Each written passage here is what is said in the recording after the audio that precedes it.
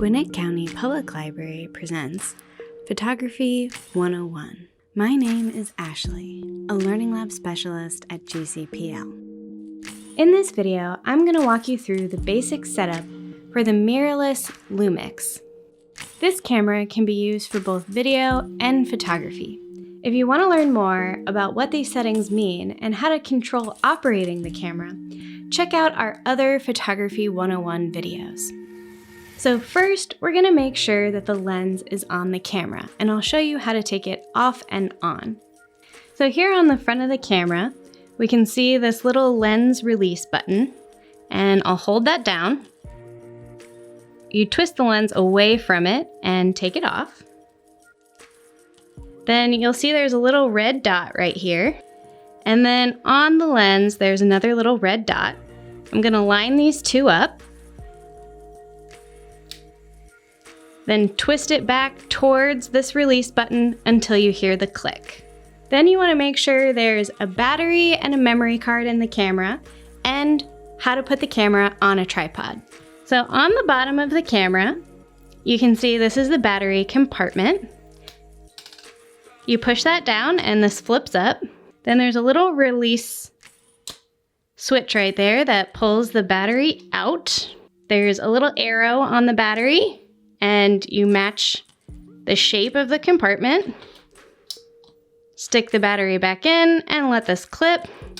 Then this doesn't go down on its own. You have to press that.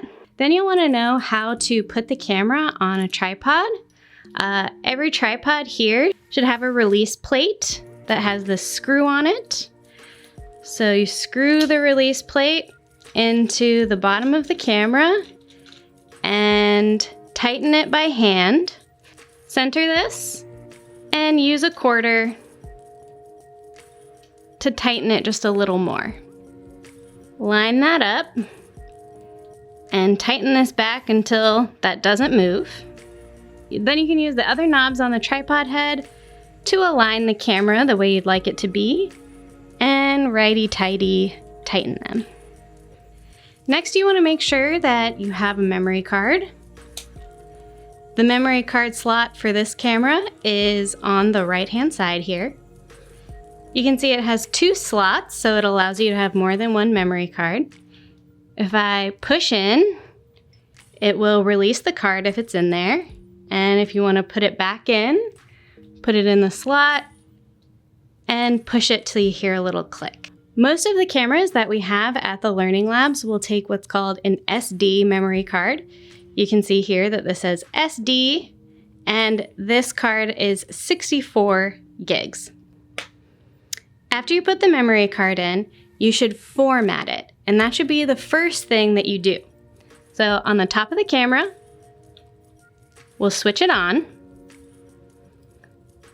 Then we'll take a look at the back to format our memory card. To format the memory card, go into Menu. Use these arrows here to navigate to this little wrench, and you'll see Format. Press OK.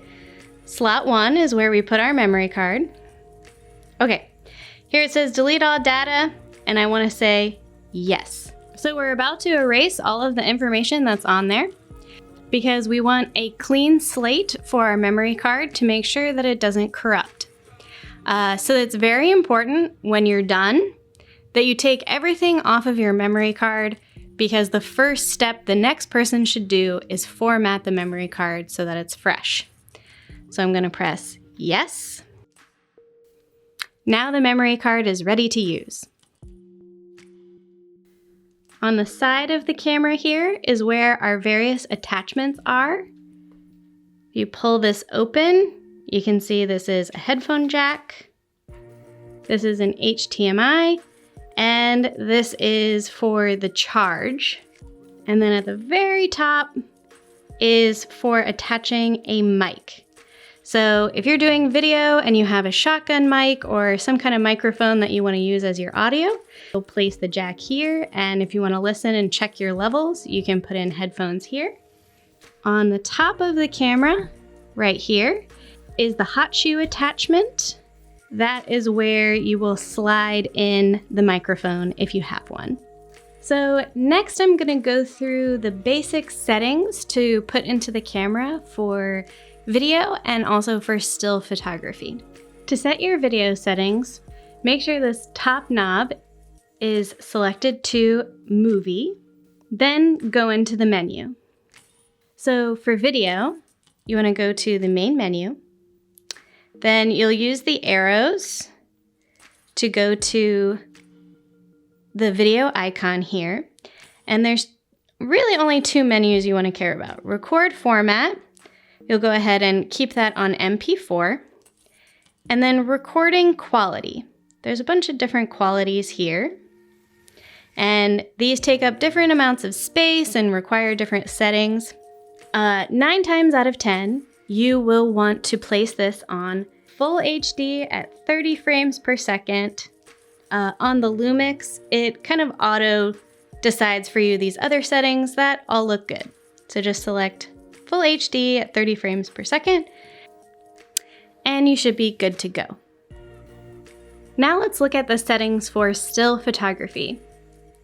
To begin, make sure the top knob is on one of the photography shooting modes, which would be M, S, A, or P. Next, go into the main menu on the back of the camera, and you'll now see that there is a photography option on top of the video.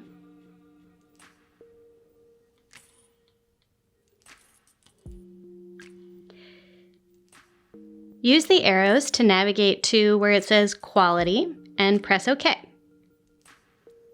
So here you can see that it has these little squares. And what these squares represent is the quality of the JPEG. So we either have different quality JPEGs or RAW. If you understand exposure and how to shoot with RAW, then select RAW. These settings will select RAW and JPEG at the same time. If you aren't sure how to shoot in RAW, select the highest quality JPEG setting, which in this case would be the most amount of squares. Then navigate down to color space. There are 2 color space options, sRGB and an Adobe RGB. If you know how to shoot in RAW and if you ever plan on printing your images, select Adobe RGB. If you are not sure, then select sRGB. You can also quickly look at and change your settings by going to the quick menu button here, and this lets you toggle through your settings. If you haven't already, set the white balance to auto white balance. Auto white balance usually does a pretty good job, and if you know how to shoot in RAW, you can also change that after the fact. And you can cycle through your different options there and press the screen to exit.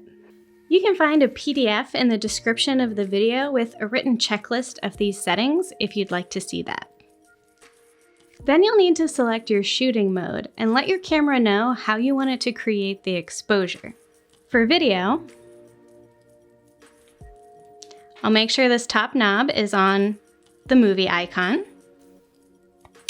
If you know how to do all of your exposures, then you can just leave it on manual. I can either press right here and select manual exposure, or I can select shutter priority, aperture priority, or program. If you'd like to not mess with any of the settings, you can just put it on program. But since we know that we put our setting on 30 frames per second inside the menu, that means that the shutter speed always needs to be at a 60th of a second, or times the frames per second by 2. So since we know that, I recommend putting it on shutter priority, which means the shutter is a priority, and since we know we want to put our shutter on 60, we can press shutter priority. You can also change the setting under menu, and right above the menu that we were in earlier is where we can set our exposure mode here as well. To get out of any menu, you can very lightly touch the shutter button that's up here, And since we put our camera on shutter priority, we want to select our shutter. On the back of our camera, we can see our different settings. And here is where our shutter speed is. In the top right corner is a wheel, and that wheel controls the shutter speed. You can see the different shutters are moving, and we will want to leave that at 60. Since we're on shutter priority, the camera will automatically choose our other settings for us. If you know more about exposure, you can use the aperture priority or manual shooting mode and select the aperture and ISO yourself. On the top of the camera is a wheel, and you can also see a little screen where you can also see your settings. We can see that the shutter speed dial here is set at a 60th of a second, and this wheel here is what changes the apertures. So if you have selected manual, you can change the shutter speeds and you can change the apertures here. To change the ISO, you can press the ISO button and then spin this wheel to select your desired ISO. Then reselect the button to go back to the menu. If you know how to create an exposure, you can also see your light meter here. You can change your white balance up here by pressing the white balance button and moving the dial. And you can see either how much time you have left on your memory card or how many images you have. If I have it set on movie, I can see I have 29 minutes and 59 seconds left in memory.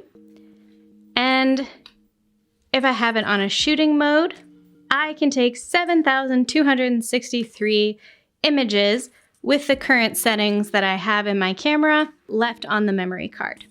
You can also see all of these settings on your back screen. Next, let's look at the lens. To focus our image, we will want to decide if we want autofocus or manual focus. On the lens, you'll see here, you can switch between MF and AF. I think digital cameras do a good job with autofocus, so I'd set it on AF. If you want to do manual focus, you'll use this front focusing ring here to focus your image. And if you have it on autofocus, you'll lightly touch the shutter button for it to autofocus. To zoom the lens, use the zoom ring to zoom the lens in and out. You can learn more about zoom and focal length in my other videos if you want to know more about what that means. On the back of your camera, make sure this top autofocus lock is not on manual focus. Make sure it's either on continuous focus or single focus. Then you can see when I slightly touch the shutter button, a green light will appear letting me know that it is in focus. If it cannot focus, it'll turn red, and this usually means you're too close to your subject. You can also press this button here to change your autofocus modes if you want it to focus in different areas, or if you want it to detect faces and eyes. And this little wheel here can also move where your focus is.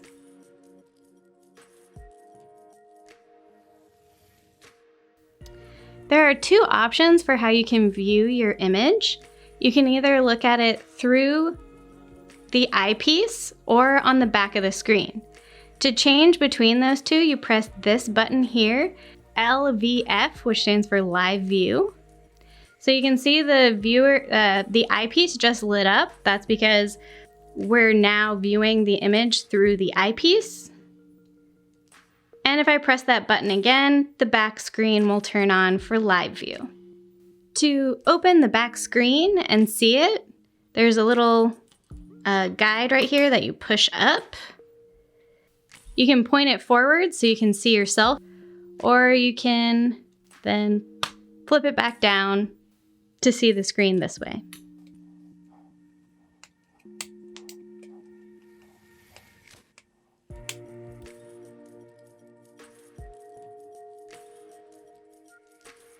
Then to take the picture, of course, press the shutter all the way down to make a full exposure. You may notice sometimes that the camera is taking either a single picture or a lot of pictures in a row. This is another shooting setting called continuous or single. To change that selection is right here. This little square is single. If I push this on the 1 or the 2, that will do continuous shooting. So if I have it on 1 or 2 and I hold this down, it'll take a ton of images. That's how many images it just took. The only reason you really need that is if you're shooting something with a lot of motion like sports. So most of the time you want it to be on single, where pressing the button will just take 1 image. Then to review the images that you've been taking, go to this playback button here, and you can use the arrows or the wheel to review the images. You can press the display button to show different settings of your image, and this will also reveal the trash can where you can delete single, delete multiple, or delete all of the images that you've just shot.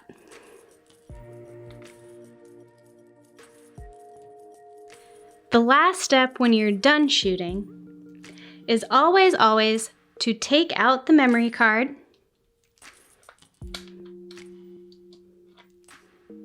and copy your files onto your computer or a memory stick. Then put the memory card back in,